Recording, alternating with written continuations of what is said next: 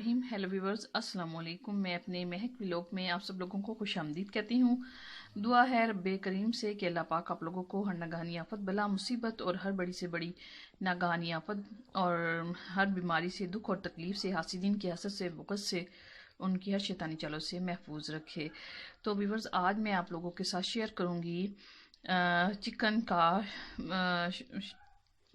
Gravy वाला chicken. तो उसमें जो है शोरबे वाला, जिसको एक ग्रेवी होती है, एक शोरबा होता है ना, थोड़ा सा पतला होता है, वो सालन मैं बनाना सिखा रही हूँ आप लोगों को चिकन का। तो व्यूअर, सबसे पहले आप लोगों ने ये प्याज फ्राई कर लेने हैं। मैंने ये बिल्कुल प्याज़ों को देखें रेडिश ब्राउन कर लिया है।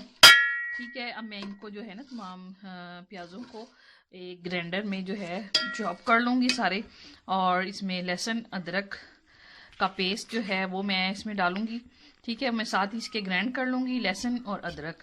ठीक है, और अभी मैं इसको पहले ग्राइंड कर लूँ तो फिर मैं आप लोगों को तो व्यूअर्स, ये इसमें लहसुन और अदरक ये आप लोगों ने ज़रा मैंने तो थोड़ा सा लिए ना, आप लोगों ने ज़रा ज़्यादा सा लेना है। इसमें चिकन में ज़रा लहसुन अच्छा ही डाला जाता है इसके टेस्ट को बनाने के लिए। तो अदरक और लहसुन ये व्यूअर्स, मैंने इसके छिलके नहीं उतारे, ये देसी लहसुन है, तो इसके छिलके उतारे बगैर मैंने जो है ये मैं इसको ग्राइंड करने लगी हूँ, क्योंकि देसी लहसुन का छिलका व्यूअर्स देसी लहसुन का जो है छिलका बहुत मुफीद है, ये इसमें फाइबर भी है।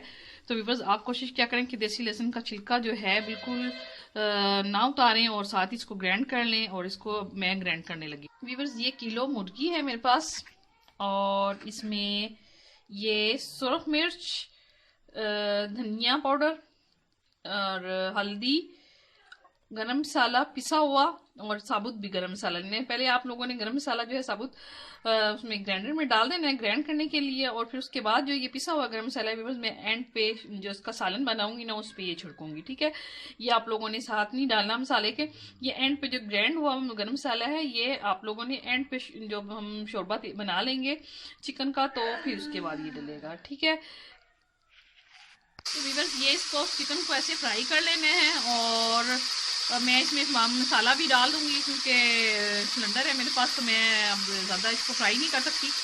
आप लोगों ने इसको थोड़ा सा रोस्ट करके तो चिकन को बाद में इसकी भुनाई कर देनी है। ठीक है, मैं वैसे भी ये कोशिश करूँगी कि ये अलग हो जाए। बोटियाँ इसकी बर्फ़ सब्जी एक तो फ्रीज हुआ है गोश्त, तो थोड़ा सा रोस्ट करने में टाइम लगेगा। तो व्यूअर्स, मैं अब इसमें मसाला भी साथ ऐड करने लगी हूँ। ठीक है, गोश्त को इस तरह रोस्ट करने से व्यूअर्स जो गोश्त की स्मेल होती है ना वो ख़त्म हो जाती है। इसको आप कोशिश करें, जब रोस्ट करने लग रहे हैं आप चिकन को, तो आप इसमें साथ ही जो लहसुन है वो भी डालकर इसको चिकन को आप थोड़ा सा रोस्ट किया करें।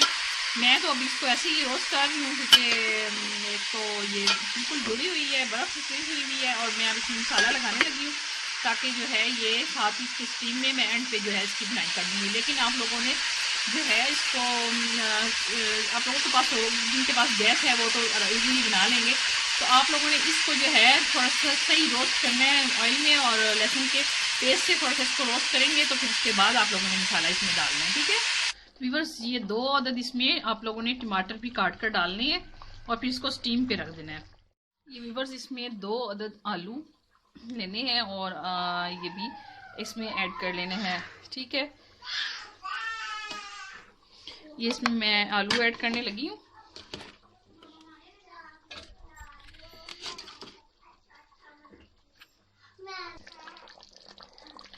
ये आलू इसमें व्यूअर्स गलेंगे, और फिर इसके बाद इसकी जो है बुनाई हो जाएगी। ये रेडिश व्यूअर्स, इसके प्याज इतने अच्छे करने हैं ना आप लोगों ने कि ये जो है इसकी ज़्यादा बुनाई करने की ज़रूरत नहीं पड़ती। अगर आपके रेडिश जो होंगे प्याज़ों की का कलर जो बिल्कुल रेडिश ब्राउन होगा, तो फिर उसमें बुनाई भी कम करनी पड़ती है। आप लोगों ने इसकी बुनाई फिर ये जब आलू गल जाएंगे थोड़े से, मैंने फिर इसकी एक मरतबा की बुनाई करके और फिर मैं इसमें शोरबा लगा दूँगी। ठीक है, ये जो है सालन हमारा तैयार है व्यूअर्स। ये सर्दियों में ख़ास तौर पे इस शोरबे वाला सालन जो है ना बहुत मज़ा करता है। और इसमें जो है ये आप हफ्ते में एक मरतबा लाजमी बनाया करें शोरबे वाला सालन जो है, क्योंकि ये इसमें नमकियात होती है और ये बहुत अच्छा है। और मुर्गी का सालन तो आप लोग लाजमी इसमें शोरबा लगा के तो खाया करें हफ्ते में एक मरतबा। ये जो है नमकियात का इसका शोरबा जो है आपकी सांस की नाली है और जो भी ब्लड सर्कुलेशन है उसके लिए बहुत बेहतरीन चीज़ है व्यूअर्स।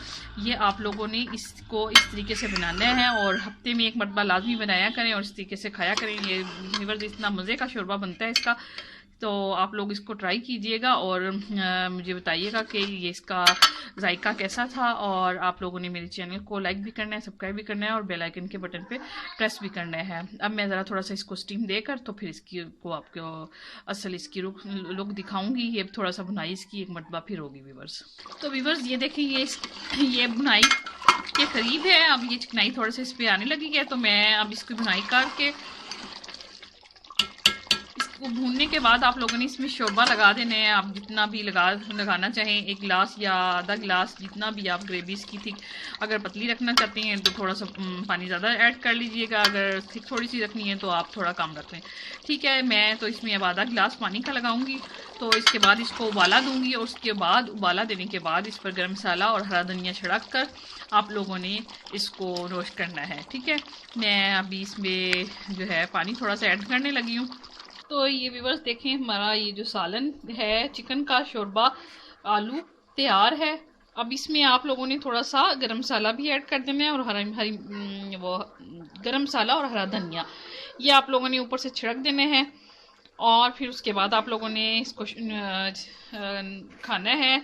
तो देखिएगा ये इसका टेस्ट बहुत मज़े का होता है। मेरे पास हरा धनिया नहीं है तो मैंने इसमें सिर्फ गरम मसाला ही ऐड किया, लेकिन आप लोगों ने इस पर हरा धनिया भी थोड़ा सा स्प्रिंकल करना है ताकि ये जो है ना इसका टेस्ट अलग से ही नज़र आए, ठीक है। ये आप लोगों ने इसको खाना है और बनाना है और खाना है और फिर मुझे बताना है कि इसका टेस्ट कैसा लगा आप लोगों को। तो मैं उम्मीद करती हूँ कि आप लोगों को मेरा चिकन आलू का शोरबा बनाने का तरीका पसंद आया होगा।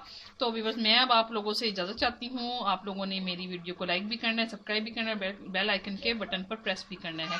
अब मुझे आप इजाज़त दीजिए मैं इस दुआ के साथ कि अल्लाह पाक आप लोगों को और जितने मेरे देखने वाले व्यूअर्स हैं और मेरे मुल्क पाकिस्तान को, मेरे घर को अपने हिफ्ज़-ओ-मान में रखे, आमीन। और मेरे मुल्क को हमेशा शादोआबाद रखे, मेरे घर को भी, और मेरे जितने देखने वाले व्यूअर्स हैं तमाम को शादोआबाद रखे, आमीन। ठीक है व्यूअर्स, अब मुझे इजाज़त दीजिए, अल्लाह हाफिज़।